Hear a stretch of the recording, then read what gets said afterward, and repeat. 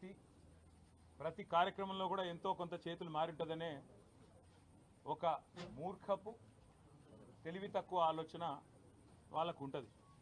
ఇక స్వతహాగానే అది అంటారు కదా, పుర్రెలో పుట్టింది కదా ఎక్కడ పోదు అంటారు కదా, అట్లనే ఇక వారికి పుట్టుకతో వచ్చిన బుద్ధి అది, మనం చేయగలిగింది ఏమీ లేదు.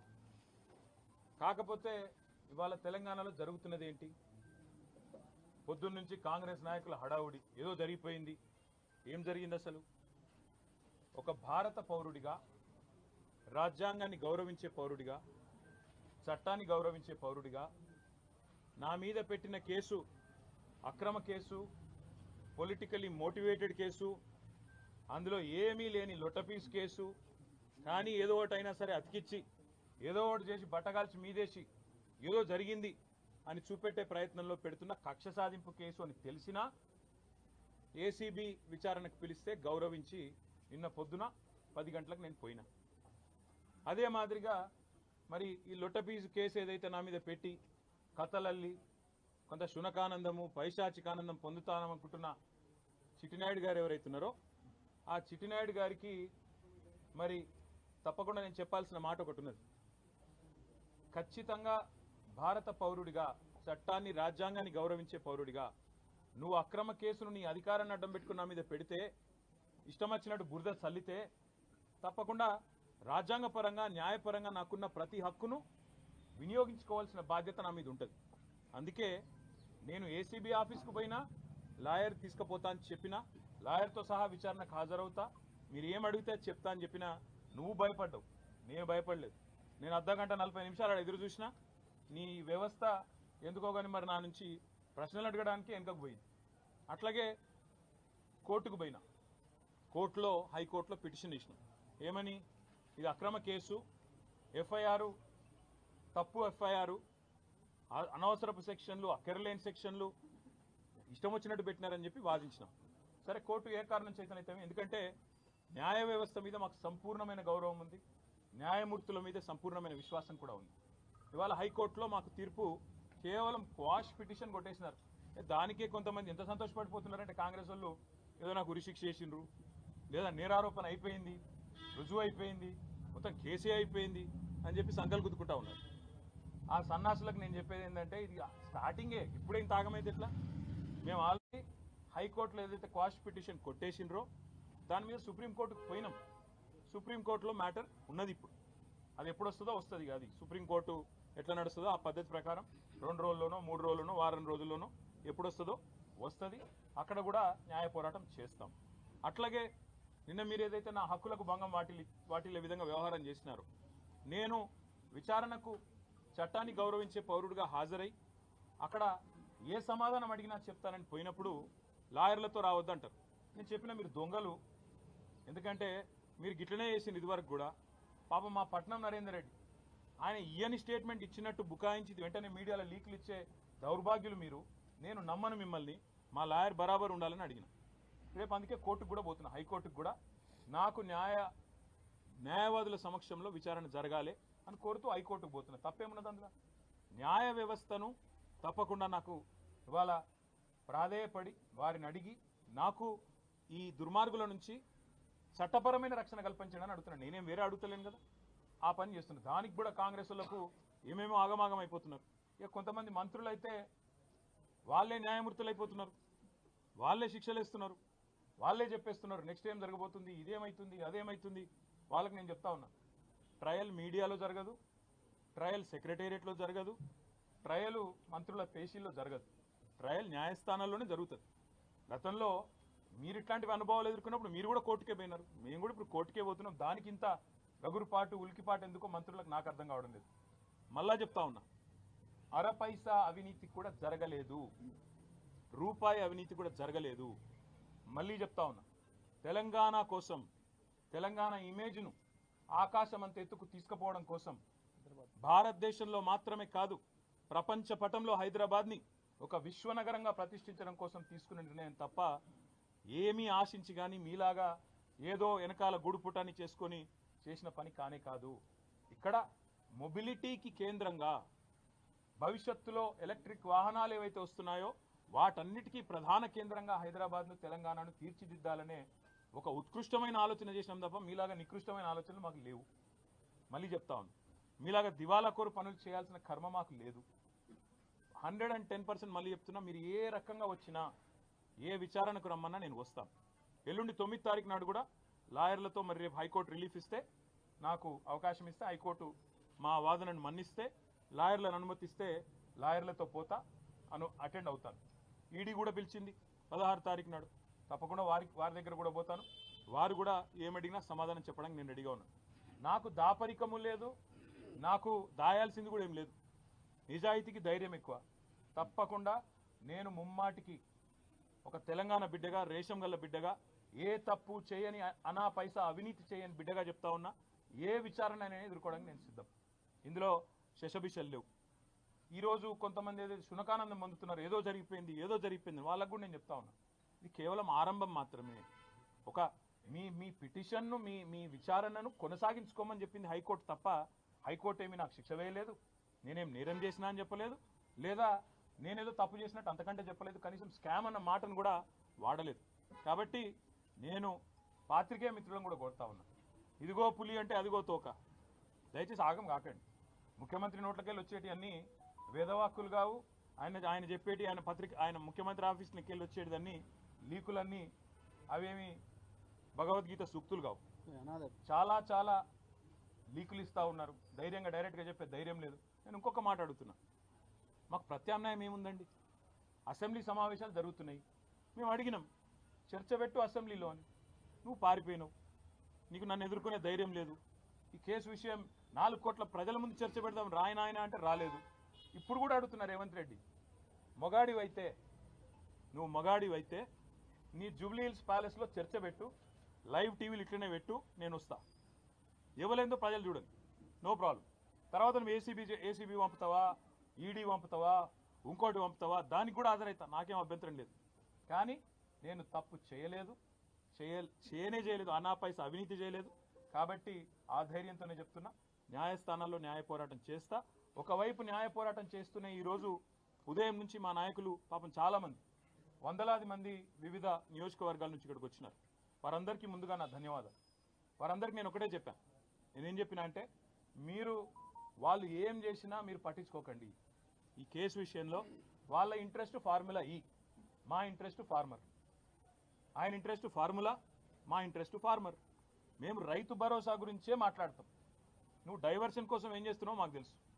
నీకు తెలిసిందే కాదు, ఒకటి డిస్ట్రాక్షను, డిసెప్షన్. ఈ మూడే తెలుసు నీకు. డిస్ట్రాక్షను, డిసెప్షన్, విధ్వంసము, అటెన్షన్ డైవర్షను, మోసం. ఇది కాంగ్రెస్ నైజం. అందుకే నేను అనేది, ఇవాళ రైతులు 70 లక్షల మంది రైతులు ఎదురు చూస్తూ ఉన్నారు. మాకు ఎప్పుడు వస్తుంది రైతు భరోసా?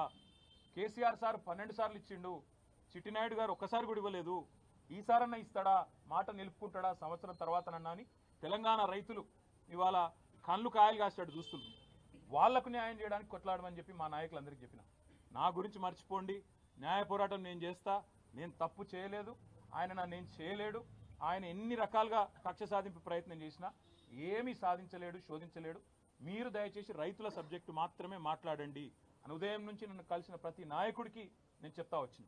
పార్టీ నిర్మాణం మీద దృష్టి పెట్టండి, 6 గ్యారంటీల అమలులో ప్రభుత్వం ఫెయిల్ అయిన విధానం మీద దృష్టి పెట్టండి.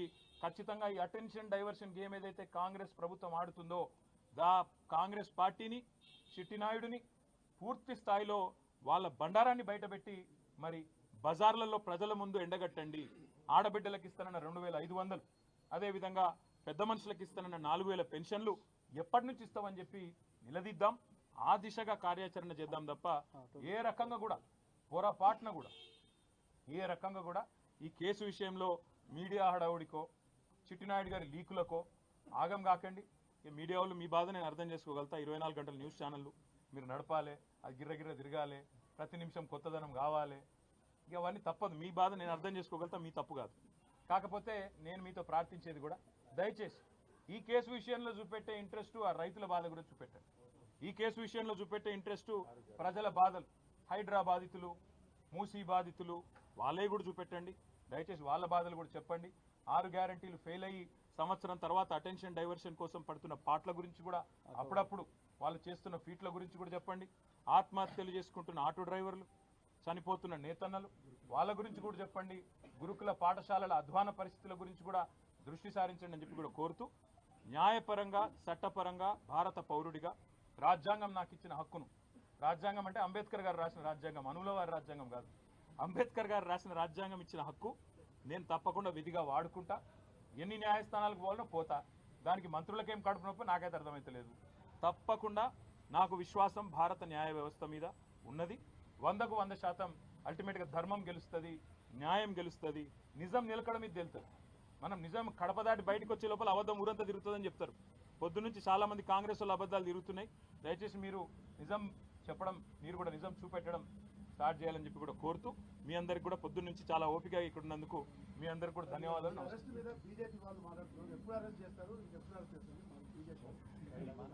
నేనేమంటున్నా అంటే అది మీరు బీజేపీ కాంగ్రెస్ వేరని మీరు అనుకుంటారేమో, నేను అనుకోవట్లేదు. ఇక్కడ బీజేపీయే రక్షణ కవచం లాగా కాంగ్రెస్ కు పనిచేస్తున్నది. బీజేపీ కాంగ్రెస్ ఏ టీము బి టీము, ఎవరు ఏ బి టీము మాకు తెలియదు. కానీ ఇవాళ మొత్తం ఇట్లా అలుముకొని ఒకరినొకరు మంచిగా పెనవేసుకున్న బంధంతో కలిసి పనిచేస్తున్నారు. ఆయన కేసు పెడతాడు, ఇక్కడికి వెళ్ళి కాకిరి బీకిరిలో వీళ్ళు స్టార్ట్ చేస్తారు. ఇవన్నీ మాకు కొత్త కాదు, ఇవన్నీ గతంలో కూడా చూసినాం, భవిష్యత్తులో కూడా చూస్తాం. ఇద్దరిని గతంలో చిత్తు చేసి 2 సార్లు అధికారంలోకి వచ్చినాం. భవిష్యత్తులో కూడా ప్రజల ఆశీర్వాదంతో, ప్రజల దయతో కేసులు ఎదుర్కొంటాం న్యాయ వ్యవస్థ ద్వారా. ప్రజాక్షేత్రంలో ఈ 2 పార్టీలను కూడా ఎదుర్కొంటాం. Thank you.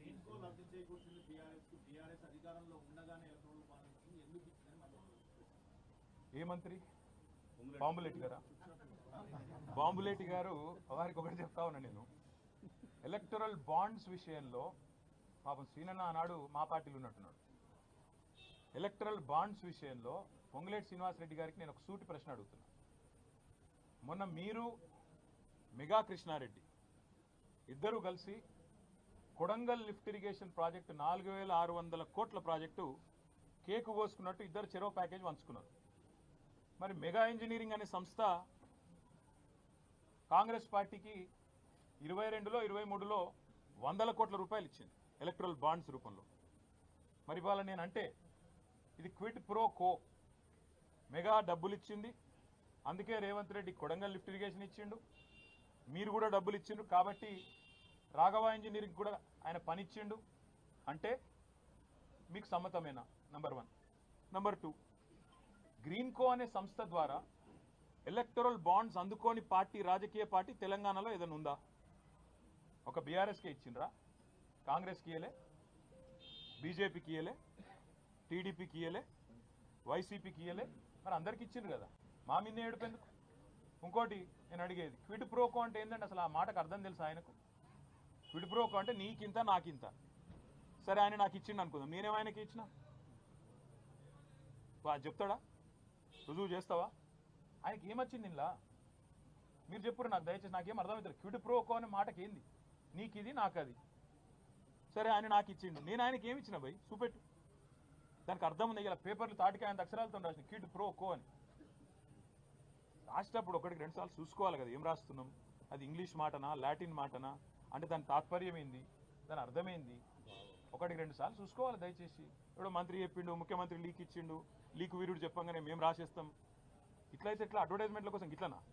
దయచేసి నేను కోరేది మీడియాను కూడా, మీరు 1-2 సార్లు ఫ్యాక్ట్ చెక్ చేయండి బాధ్యతగా. ఎందుకంటే యువర్ 4th ఎస్టేట్, డెమోక్రసీలో 4వ స్తంభం మీరు.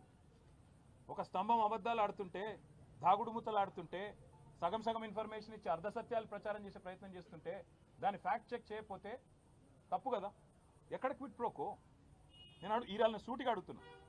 మెగా ఇంజనీరింగ్ అనే సంస్థ మాకు కూడా ఇచ్చిందండి, అది కూడా చెప్తున్నాను. మళ్ళీ ఇంకేదో దివాలా కోర్ స్టోరీ స్టార్ట్ చేస్తారు, లేకపోతే అందరికి ఇచ్చిండు ఆయన. కాంగ్రెస్కి ఇచ్చిండు, బీజేపీకి ఇచ్చిండు, టీఆర్ఎస్కి ఇచ్చిండు, అందరికి ఇచ్చిండు. మరి మెగా ఇంజనీరింగ్ ఆ రోజు పైసలు ఇచ్చింది కాంగ్రెస్కు, తర్వాత రేవంత్ రెడ్డి కొడంగల్ లిఫ్ట్ ఇరిగేషన్ ఇచ్చిండు, మరి అది క్విట్ ప్రోకోనా? ఇవి రేపు నాకున్న సమాచారం మేరకు మల్లన్న సాగర్ నుంచి 4000 కోట్ల ప్రాజెక్టు మెగా ఇంజనీరింగ్కే రాబోతుందని నాకున్న సమాచారం హెచ్ఎండబ్ల్యూఎస్లో. అది కూడా క్విట్ ప్రోకోనా? హైదరాబాద్కు తాగునీటి చెప్తున్నారు కదా, మూసీ అని ఉన్నది, మూసీ ప్రాజెక్ట్ అని మాట్లాడుతున్నారు, అది కూడా ఆల్రెడీ మెగాకు మాట్లాడినట్టు. ఇదంతా కూడా క్విట్ ప్రోకోనా? నేను ఇంకొక మాట అడుగుతున్నా. మెగా ఇంజనీరింగ్ బ్యాన్ చేయాలని చెప్పి సుంకిశాలలో కూలిపోయిన తర్వాత, రిటైనింగ్ వాల్ కూలిపోయిన తర్వాత హెచ్ఎండబ్ల్యూఎస్ రిపోర్ట్ ఇచ్చింది బ్లాక్ లిస్ట్ చేయమని. మరి ఎందుకు చేస్తలేవు? క్విడ్ ప్రోకోనా? ఆయన ఇచ్చిన ఎలక్ట్రల్ బాండ్స్కు ప్రతిఫలం నిలుచుకుంటున్నావా? చెప్తావా సమాధానం దీనికి? అందుకే నేను అంటున్నా, మాట్లాడేటప్పుడు ఒళ్ళు దగ్గర పెట్టుకొని మాట్లాడాలి. ఒక కాంట్రాక్టర్ మంత్రి, ఒక బ్రోకర్ ముఖ్యమంత్రి, ఇట్లే వస్తాయి మాటలు. ఏం చేయాలి మరి? వాళ్ళకి తెలిసిన రాజకీయం ఇది. ఇగో నేను చెప్తున్నా కదా, ఇగో పాపం ఆయనకు ఏదో కొత్తగా మంత్రి పదవి వచ్చింది, ఆగబట్టుకోలేకపోతున్నాడు. అన్ని బయటకు వస్తాయి బ్రదర్. ఎవరోళ్ళ దగ్గర రియల్ ఎస్టేట్ ప్రాజెక్టులు గుంజుకుంటుండు, ఏ భూములు 30-40% రాయించుకుంటుండు. టైం వస్తుంది, ప్రతిదానికి టైం వస్తుంది. ఎగిరిత పడదు. ఎగిరితామంటే ఆయనకు అర్థమవుతుందో లేదో చెప్పురి. ఇగో బ్రదర్, ఇగో 1 year నుంచి ఈ టైం పాసే నడుస్తుంది. మళ్ళీ చెప్తున్నాను, 1 year నుంచి ఇదే టైం పాస్. మీకు మంచిగా నడుస్తుంది కాలక్షేపం ఈ సన్నాసులతో. ఎందుకంటే కొద్దిసేపు ట్యాపింగు, కొద్దిసేపు కాళేశ్వరము, కొద్దిసేపు జన్వాడ, అదేందో వాడేదో బ్రహ్మ పదార్థం ఉంది, ఇంకొన్ని రోజులు డ్రగ్స్, ఇంకొన్ని రోజులు ఇంకోటి హైడ్రా. ఈ డ్రామాలు తప్ప రైతులు ఎక్కడ వాయే, రైతు భరోసా ఎక్కడ వాయే, నువ్వు ఇచ్చిన 420 హామీలు ఎడవాయే, 6 గ్యారెంటీలు ఎడవాయే, తులం బంగారం ఎడవాయే, స్కూటీ ఎడవాయే. ఒక్కరన్నా అడుగుతురా బ్రదర్ మీరు? ఎంతసేపు ట్యాపింగు, కాళేశ్వరము, ఇది అది పెట్టు. మాకు ఇంకోటి కూడా తెలుసు బ్రదర్, ఇది ఆరంభం మాత్రమే. మా మీద కూడా కేసులకు ఇంకా 4 ఏళ్ళ చాలు ఉంటాయి. మాకు కూడా తెలుసు అది. ఇంకా 4 ఏళ్ళ చాలు ఉంటాయి. అన్ని ఎదుర్కొంటాం. అన్నిటికీ ఇవాళ రక్షణ కవచంలాగా ఈ దేశంలో న్యాయ వ్యవస్థ ఉంది. కానీ దుర్మార్గుల పన్నాగాలను అడ్డుకోవడానికి నాకు భారత రాజ్యాంగం ఒక పౌరుడిగా అంబేద్కర్ గారు అందించిన హక్కు న్యాయ వ్యవస్థ. తప్పకుండా న్యాయ వ్యవస్థ మీద మాకు గౌరవం ఉంది, సంపూర్ణమైన విశ్వాసం ఉంది. అక్కడే న్యాయ పోరాటం చేస్తాం. ఇంకా చాలా ఉంది మాట్లాడేది, కానీ ఇవాళ వద్దు. ఇవాళకి చాలు. ఎందుకంటే మళ్ళా మస్తుగా ఉంది మాట్లాడేది. బరాబర్ మాట్లాడు. Thank you.